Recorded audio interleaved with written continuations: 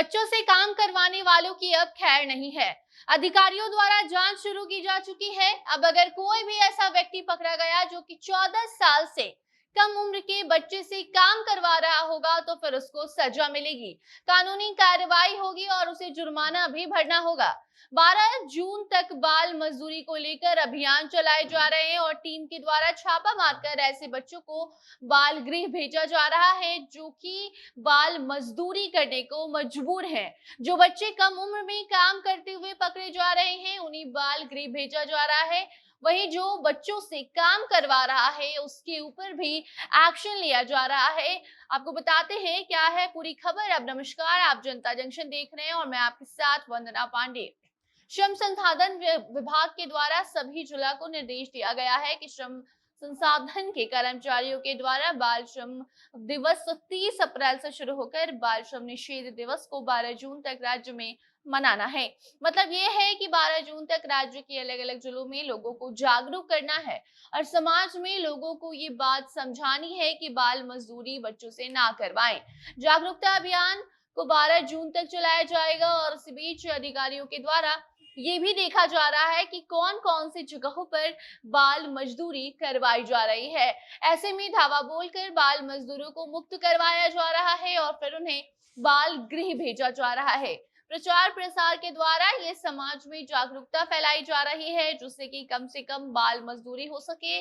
और अब ये भी आदेश दिया गया है कि अगर कोई भी बाल मजदूरी करवाते पकड़ा गया तो उसके ऊपर कानूनी कार्रवाई की जाएगी। आपको बता दें कि अगर कोई भी 14 साल से कम उम्र के बच्चे से काम करवाता है और अगर वो पकड़ा जाता है तो फिर उसे जेल हो सकती है, जुर्माना भी उसे भरना पड़ सकता है।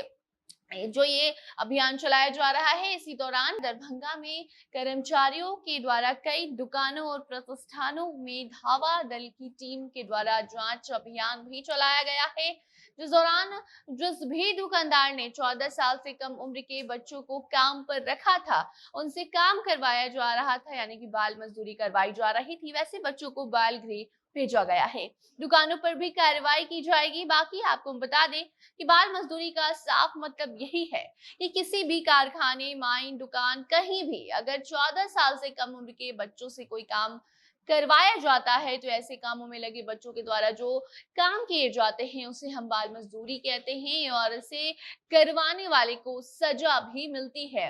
बाल श्रम निषेध और विनियम अधिनियम 1986 कानून बनाया गया है जो कि बाल मजदूरी पर बैन लगाता है। ये कानून कहता है कि कोई भी बच्चों से काम ना करवाए। ये कानून ये सुनिश्चित करता है कि कहीं भी 14 साल से कम उम्र के बच्चों से कोई मजदूरी नहीं करवाई जाए और अगर कोई भी बाल मजदूरी करवाता है तो कानून के खिलाफ अगर जाता है तो फिर उसके ऊपर कार्रवाई कर उससे जुर्माना भी वसूला जाएगा।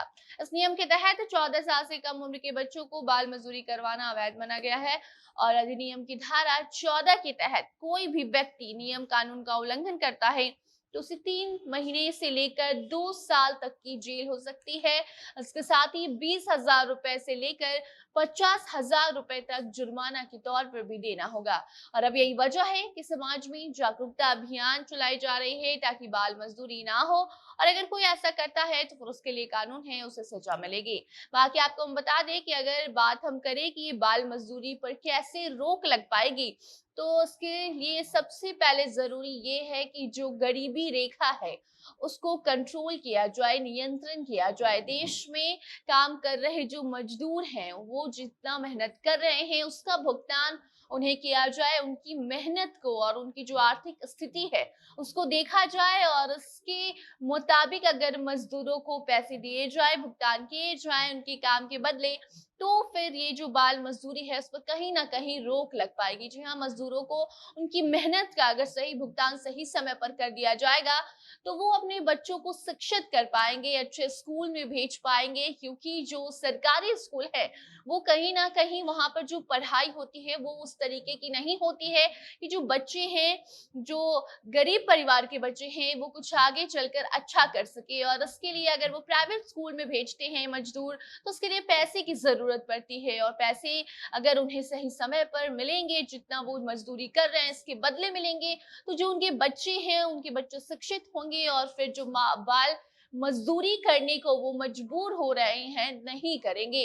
बाकी अब इस पर आपकी क्या राय है, कमेंट सेक्शन में आप बता सकते हैं। इससे जुड़ी कोई नई जानकारी सामने आती है तो आप तक उसे हम जरूर पहुंचाएंगे। तब तक आप बने रहें जनता जंक्शन के साथ। कैमरे के पीछे थे विशाल और मैं थी आपके साथ वंदना। धन्यवाद।